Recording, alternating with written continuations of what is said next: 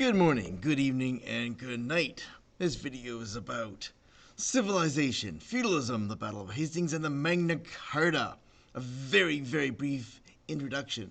In fact, this will be going at about 10 times regular speed because I need to get this video done before the custodians kick me out. It's about 10 o'clock at night at the school, and we got to get this video finished. But I do want to get this out for anyone who is sick or away, and so they can get a very brief idea of some of the information they have missed while they've been away. Here we go. 10 times regular speed, civilization, feudalism, the Battle of Hastings, and the Magna Carta, with a very, very brief introduction. Okay. Part 1, Part 2, Part 3, Part 4, Part 5 on the table of contents. This PowerPoint will be available to you on Microsoft Teams if you want to go over it again. We're going to go over some of the big ideas. Contact and conflict between peoples stimulated significant cultural, social, and political change. Human environmental factors shape changes in population and living standards. Statement of inquiry. Characteristics and systems of civilizations. Conflict and international interactions affect and change individual and societies in various time, place, and spaces. Social hierarchy can reinforce systems that create inequity in the distribution of resources, power, and opportunities. What are some of the characteristics of a civilization? How did feudalism affect the standard of life of the average person in the Middle Ages? Why is the Magna Carta significant to law, government systems, democracy, constitutional limits, human rights, and beyond in the country of England and other places across time and place? How has the term civilization been used to promote colonization and oppression and other bad things? The characteristic of civilization are important for a few reasons. We're going to come back to this later. Significance and connections to feudalism and changing away from feudalism.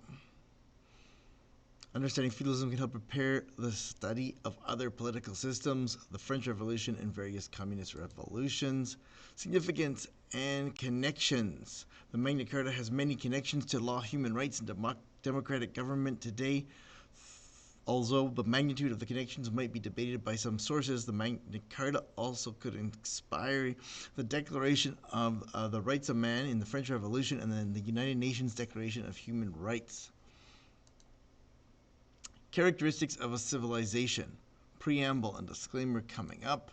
Preamble. The term civilization is a loaded word along with many other words like primitive, barbarian, savage, and others. Please do not use these words disrespectfully to hurt people. They are needed for academic study. Characteristics of civilization. Two different sources have two different lists. So therefore we need to consider what are the various possible correct answers, what are the possible ways of thinking about the characteristics. Let's take a look at a couple on these two lists.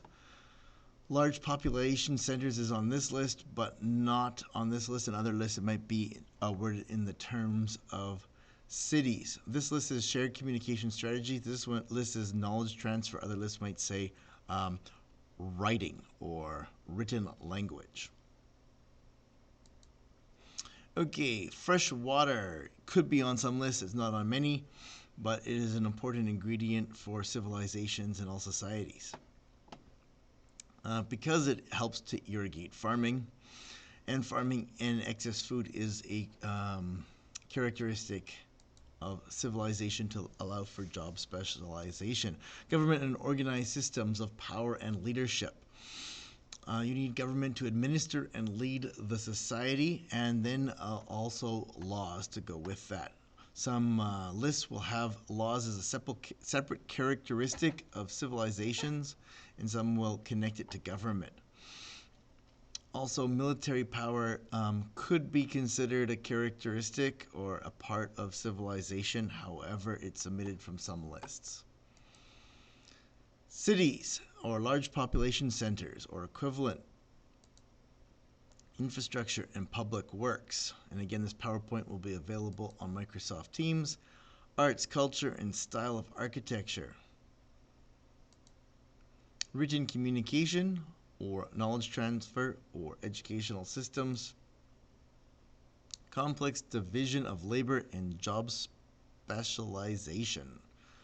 This allows people to be experts in their field, which allows for innovation. Social structure and or social classes.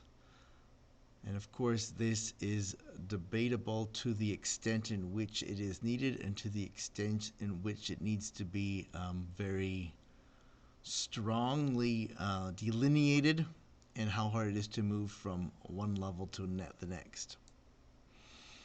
Characteristics of a civilization: complex commerce, are systems of trade.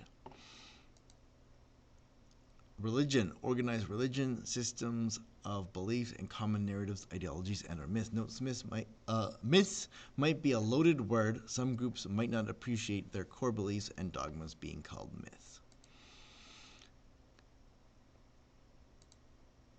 And technological innovation.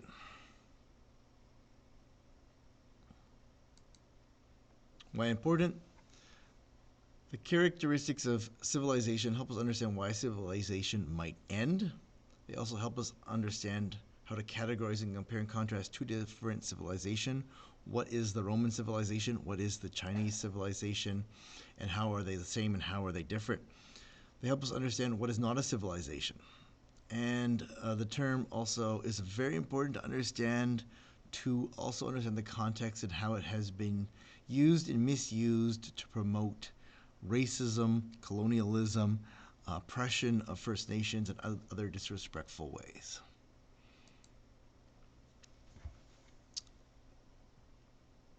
What are some of the exceptions or debatable issues? Are the Mongolians a civilization? What's your opinion? What are the exceptions or debatable issues? Indigenous civilizations often had elements that some perspectives will ignore. For example, the Haudenosaunee Confederacy had a complex system of government. What are the exceptions or debatable issues? Indigenous civilizations often had elements that some perspectives will ignore. Another example would be West Coast First Nations had salmon as a food source that allowed enough food to have job specialization in the form of artists who created complex artwork in the form of masks, totems, and many other kinds of artwork. Another exception could be in the area of the requirement to have a unified religion in a civilization. For example, Canada and many other Western nations that are considered part of Western civilizations have freedom of religion and belief embedded into their national constitution. How could the term civilization be used and misused? It could be used and misused to promote colonialism, to oppress indigenous people, to promote slavery, to promote invasion, war, to incite racism, and to incite genocide. And note, inciting genocide is a crime. The term civilization has been misused in opposites, pejoratives, insults, in forms such as not civilized, uncivilized, or primitive, and many other words, including savage. Okay, what is the example of a barbarian? Vikings, Vandals, Huns, and Goths were considered barbarians by other Europeans. Note, barbarian is a loaded word and should not be used as an insult. Note, there is sometimes an element of war propaganda in some historical records in the use of barbarian and other like terms. Hunter-gatherers might not be considered civilized because of the lack of cities and agriculture and farming. What are the features of feudalism? Land, loyalty, and faith. Feudal pyramid. Let's take a look at that. Okay, lords would get land from the king in exchange for their loyalty and service, military service. In particular, lords would give portions of the land to knights for military service. Smaller portions, knights would give even smaller portions of land to serfs or farmers to work in exchange for food type service and work service. The Pope and the Church had a larger role in the power and daily life of people. There's an example on this feudal pyramid of the types of service going up and the types of service going down. And here's a more complex pyramid that we talked about in class. The monarchy. Often in medieval times, the monarchy would argue that their power existed because of a philosophy called divine right. Many monarchs wanted to have absolute monarchy, but sometimes their power was limited by the church and other powerful nobles.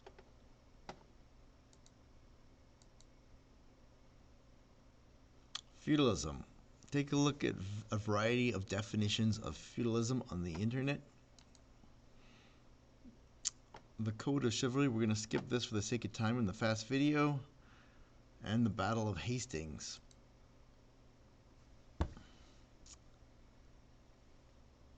In the preamble, before the Battle of Hastings, there's a whole background story to Normandy. We're going to skip that for the sake of speed in this video.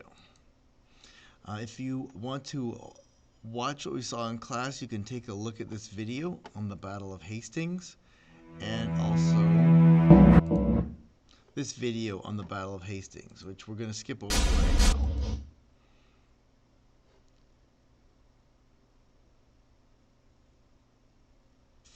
The significance.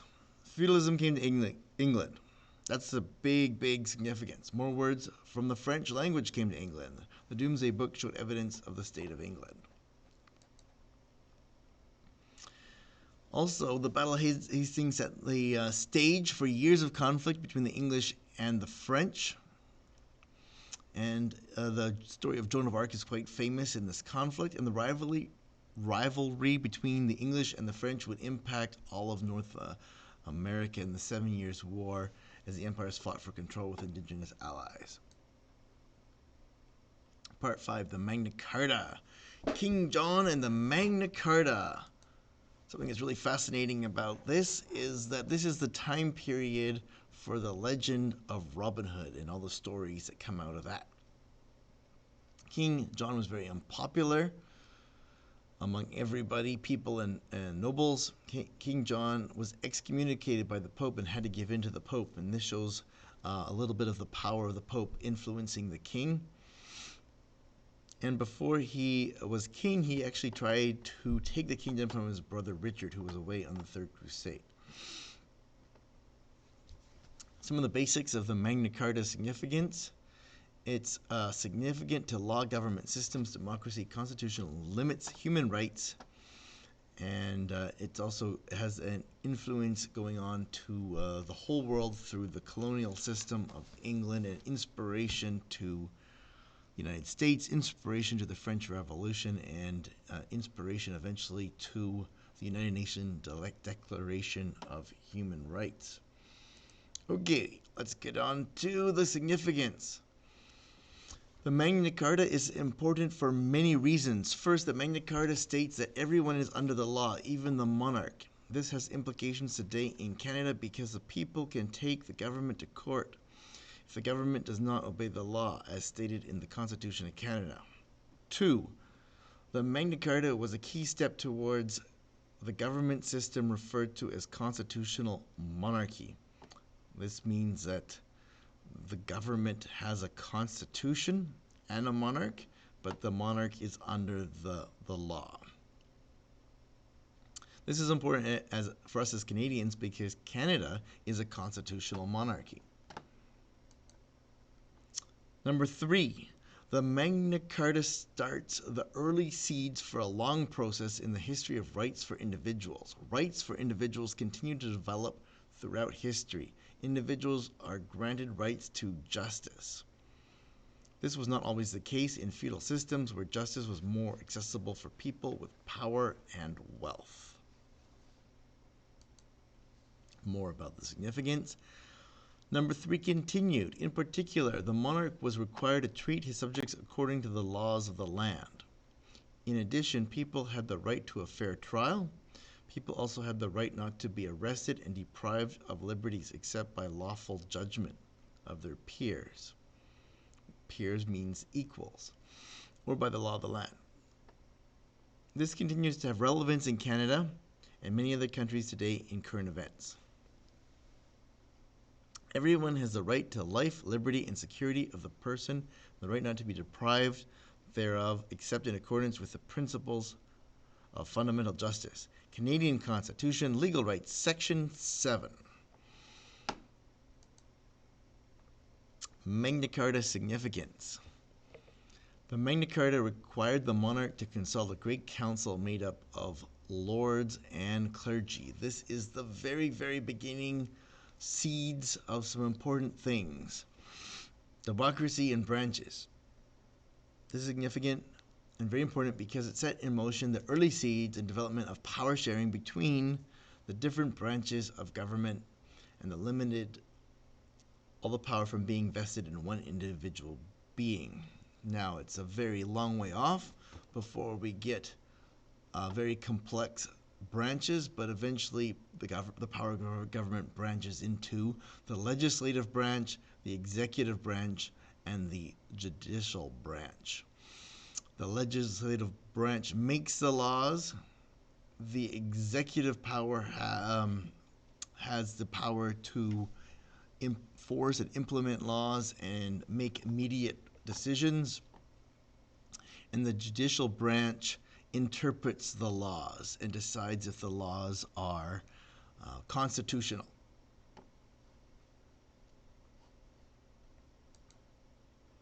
Today, neither the Canadian Prime Minister nor the President of the United States has all the power. Number 5, this is also significant because it set the early seeds for the foundation and the increase of democracy in democratic institutions as the power moved away from the monarch slowly and towards people and elected representatives.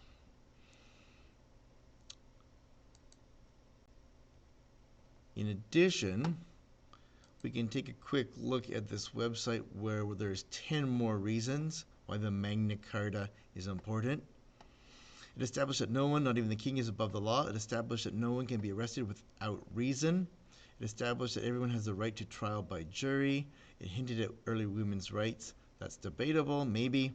It brushed up against freedom of religion. It's a prime example of how documents and their meanings evolve. It's a symbol of holding power accountable. It tells a story of people taking action. It planted the seed of democracy. It paved a way for human rights.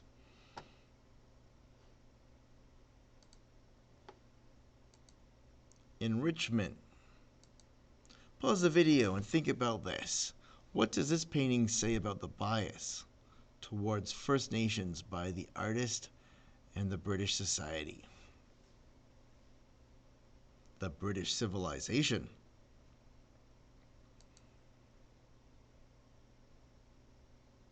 Take a look at this video clip for enrichment and consider the system of government of the Haudenosaunee and how complex their system of government is. North. Outtakes. Consider the connections to the Declaration of Rights of Man and Citizen. How the Magna Carta could inspire future documents. What is the significance of this declaration? For further enrichment, Google the Declaration of the Rights of Man and Citizen. Also, you could do Google the United Nations Declaration of Human Rights.